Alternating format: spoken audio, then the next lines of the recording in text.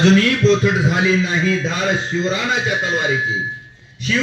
शिवाजी महाराज, राणा प्रताप. लक्षात आलं?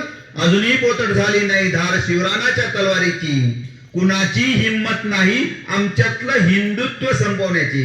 घासल्याशिवाय धार नाही तलवारीच्या पातीला, आणि शिवराणाच्या विचाराशिवाय पर्याय नाही ह्या भारतभूच्या मातीला.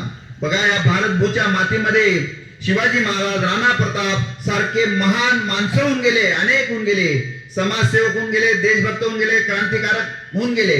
यांनी या मातीची सेवा केली, आणि ज्यांनी ज्यांनी निस्वार्थीपणे मातीची सेवा केली त्यांचं नाव इतिहासामध्ये सुवर्ण अक्षराने नोंदलं गेलेलं आहे. म्हणून नाव नोंदण्यासाठी काम करावं लागतं, कार्य हीच ओळख निर्माण करावी लागते. या माणसांच्या अंगी जे गुण होते की त्यांनी समाजामध्ये असं रुजवलं, 18 पगड जातीचे लोक एकत्र केले. आज दोन मित्र जवळ येत नाही, एकमेकांचा घात करायला निघतात, एकमेकांना संपवायला निघतात, एकमेकांच्या पुढे जायला निघतात. पण या माणसांच्या मनामध्ये काय भरलं होतं समजत नाही. जगायचं ते यांच्यासाठी, मरायचं ते यांच्यासाठी. लाख मरो, लाखांचा पोशिंदा जगो, अशा विचारांना प्रेरित झालेले माणसं, मग राणा प्रताप असो, शिवाजी महाराज असो, अनेक राजे असे होऊन गेले इतिहासामध्ये.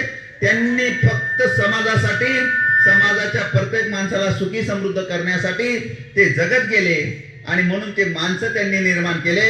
आणि आज बघा, आज आपलं किती महत्वाचं काम राहिलं तर शाळेचं राहो, गावाचं राहो.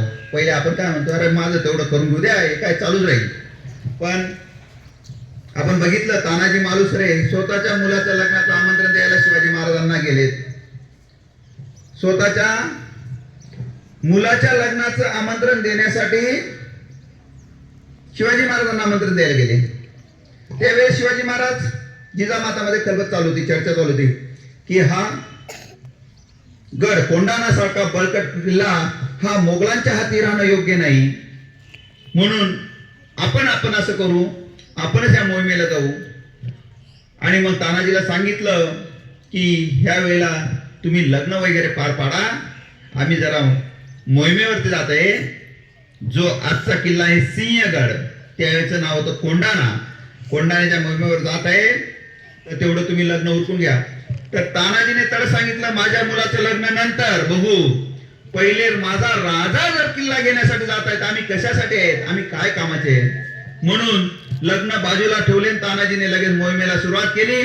आणि अशा पद्धतीने ती एक म्हण इतिहासामध्ये अमर आहे, आधी लगीन कोंढाण्याचं मग रायबाचं. पहिले आपण कोंढाणा जिंकू, मग बाकी आपल्या पोराचं लग्न पाहू. असे इतिहासात माणसं, इतिहास पाहूनही घेता येणार नाही असे माणसं महाराजांनी निर्माण केले.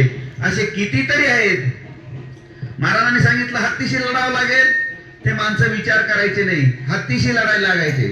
जिथं मोगल सत्तेतले लाखो लोक एक किल्ला घेण्यासाठी लढायचे, आपले 50 मावळे तयार व्हायचे, आणि 50 मावळे अगदी 50,000च्या फौजेच्या विरुद्ध लढायचे.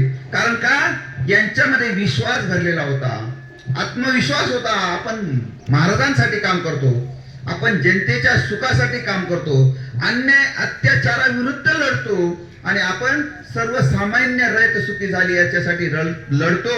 म्हणून असे ध्येयाने भरलेले माणसं महाराजांनी निर्माण केलेत. आणि म्हणून शिवाजी महाराज एवढं मोठं प्रचंड सत्तेला, प्रचंड पातशाहीला, प्रचंड जुलमी सत्तेला अगदी मुठभर मावळ्यांनिशी लढून एक प्रचंड सत्तेला नमून हिंदवी स्वराज्य निर्माण केलं. आणि हिंदी स्वराज्य हे रयतेचं राज्य, जनतेचं राज्य. आणि अशा पद्धतीने संपूर्ण आयुष्य महाराजांनी जीवन समर्पित केलं. ते जगाच्या कल्याणासाठी, समाजाच्या कल्याणासाठी, तुमच्या आमच्या सर्वांच्या सुखासाठी. अशा महाराजांचा जयंती दिवस म्हणजे एक सुवर्ण क्षण. तर महाराजांबरोबर, महाराजांच्या कामासाठी जे जे माणसं होऊन गेले त्यागी, त्यांना सुद्धा मानाचा मुजरा. याचबरोबर बघा, आपल्या देशाचे जे भगतसिंग आहेत ते कुठे होते, पंजाबला. पंजाबमध्ये त्यांना क्रांती करायची होती. ते रायगडावर आले, आणि रायगडाचा छत्रपतींचा आदर्श त्यांनी डोळ्यापुढे ठेवला की स्वातंत्र्य किती महत्वाचं आहे, जनतेचं सुख किती महत्वाचं आहे. आणि रायगडाची माती त्यांनी मस्तकाला लावून क्रांतिकार्याला सुरुवात केली. असं महाराजांचं प्रेरणा घेणार पूर्ण भारत नाही जगात लोक आहेत की अशातूनच पुढचं काम आजपर्यंत आपण सुखी समृद्धी आहे. कोणाची तरी ऊर्जा, कोणाची तरी प्रेरणा, कोणाचा तरी कोणी कोणता आदर्श घेतो, कोणी कोणता आदर्श घेतो.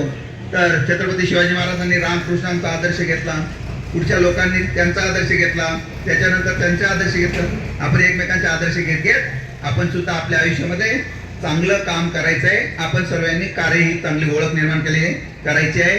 आणि छत्रपतीच्या असो कुठलीही जयंती पुण्यतिथीला मुख्य उद्देश आहे की त्यांच्या पावलावर पाऊल ठेवून त्या पाऊल वाटेने आपण चांगल्या कार्यासाठी आपण पण त्या मार्गाला जायचंय.